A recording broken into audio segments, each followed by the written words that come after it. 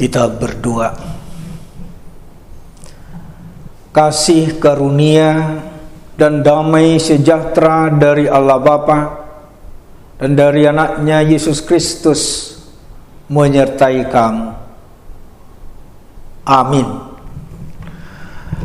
Bapak, Ibu, saudara-saudari yang dikasihi Yesus Kristus, firman Tuhan yang menjadi santapan rohani buat kita pagi hari ini, hari Rabu 24 Juni 2020, diangkat dari kitab 1 Petrus 1 ayat 18. Demikian firman Tuhan.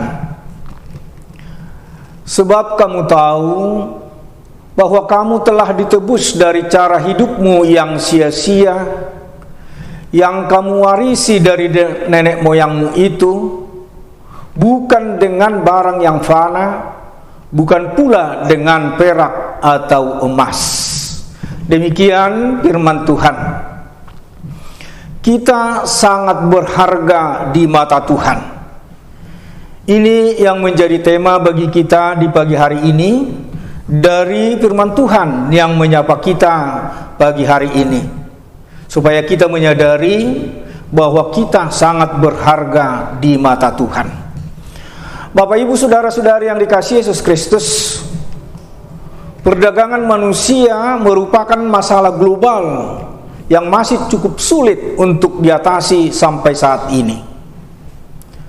Data statistik perdagangan manusia cukup memprihatinkan, meski data sebenarnya sulit untuk diperoleh. Namun diperkirakan setiap tahunnya sekitar 600.000 sampai 800.000 wanita dan anak-anak menjadi korban di seluruh dunia. Dari jumlah di atas, korban di Asia mencapai total sebanyak 375.000 orang. Dan Indonesia yang paling besar di Asia Tenggara, yang mencapai kira-kira hampir 225.000 orang. Itulah luar biasanya yang kita lihat zaman ini. Manusia menjadi manusia. Jika firman Tuhan mengatakan ada saatnya manusia menjadi serigala buat sesamanya.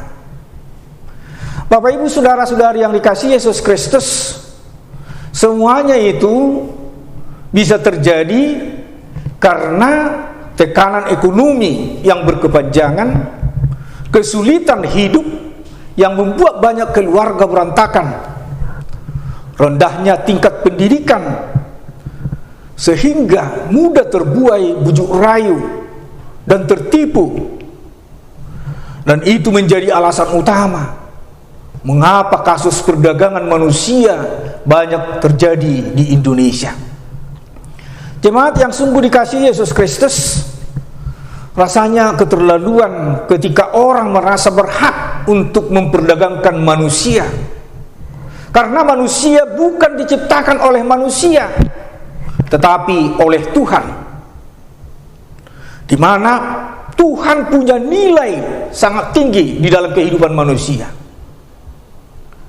Renungan harian ini menggambarkan bahwa kita semua begitu berharga di matanya, begitu berharga di mata Tuhan.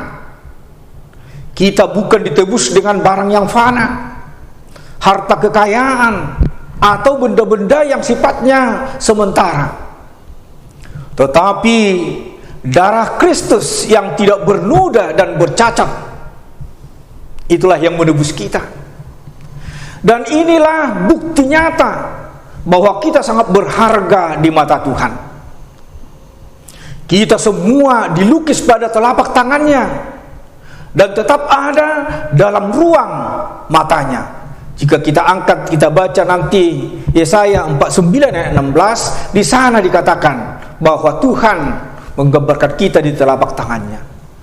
Tuhan begitu mengasihi kita, maka Dia mengorbankan anaknya yang tunggal untuk menyelamatkan kita dan menyediakan bagi kita semua yang perlu bagi kehidupan kita, sehingga kita berkelimpahan Itu dapat kita baca nanti di Matius 13 ayat 12. Ini sebuah fakta bahwa kita bernilai sangat tinggi, sangat istimewa, sangat berharga di mata Tuhan. Bapak Ibu saudara-saudari yang dikasihi Yesus Kristus, kita memperoleh pengampunan dosa dan keselamatan oleh darah Kristus. Bukan hanya ditebus, tapi malah kita dibenarkan oleh darahnya, dan karenanya kita diselamatkan dari murka Allah. Inilah harga manusia di mata penciptanya. Inilah begitu berharganya kita di mata Tuhan. Hanya orang yang tidak menghargai ciptaan Tuhanlah yang tega menjual manusia. Mereka tega menjual sesamanya. Untuk itu Bapak saudara-saudari yang kasih Kristus, karena itu kita semua telah dibayar lunas langsung dengan darah Kristus di atas kayu salib. Kita tidak boleh lagi menjadi hamba manusia. Kita harus menjaga diri kita dengan baik-baik, dengan hidup penuh dengan kekudusan. Bukan karena kita punya sejumlah harga di mata manusia, tapi karena kita sungguh berharga di mata Tuhan. Untuk itu Bapak Ibu saudara-saudari, setelah kita mengetahui bahwa kita sangat berharga di mata Tuhan, hargailah diri sendiri dan sesama, karena kita semua sangat bernilai bagi Tuhan pencipta kita. Amin. Kita berdoa. Syukur dan puji kami panjatkan di hadapan-Mu Tuhan yang memiliki kehidupan kami, di mana kami sangat berharga di hadapan-Mu. Siapakah kami Tuhan sehingga kami boleh Engkau jadikan sebagai teman sekerja-Mu? Biarlah kami boleh mempergunakan hidup kami ini untuk menyenangkan hati Tuhan, dan kami dapat menghargai hidup ini lebih baik lagi di hadapan-Mu, di mana firman-Mu pada pagi hari ini sudah mengingatkan kami bahwa kami sangat berharga di mata-Mu, dan kami sudah ditebus dengan darah yang mahal. Ingatkan kami kembali Tuhan, betapa pengorbanan-Mu di kayu salib sangat besar artinya di dalam hidup kami, sehingga kami hari demi hari boleh semakin lebih memberikan arti yang lebih baik lagi di hadapan-Mu.